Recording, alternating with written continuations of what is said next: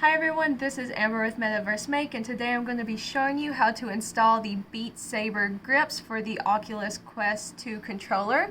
So whenever you get your grips in the mail, this is what you're going to see. It's going to be assembled looking something like this.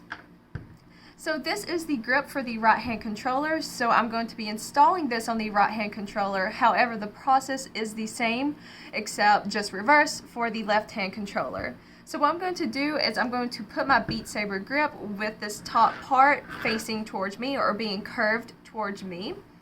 So now I'm going to slide my Oculus Quest 2 controller into here. You'll want to push down on it a little to make sure it fits snugly like this. So now what I'm going to do is I'm going to take off the cord tie and unfeed this paracord.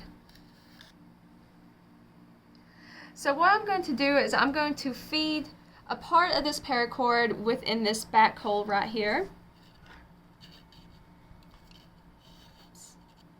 And then I'll take this part and put it on the outside like this and wrap it around the top part of your Quest controller. And then I'll feed it through this hole right here. This part is crucial because if you forget to do this step or neglect to do this step as you're playing, your controller won't be secured and it will have the possibility of coming off as you're playing. So now you want to secure this paracord. So what you'll do is you'll get your cord tie, press it in, and then feed the paracord through it, and you could tighten it up. This excess you could cut off if you would like.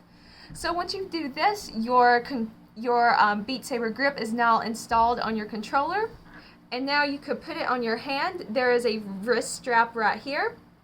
You can tighten up the cord tie to make it fit more securely on your wrist.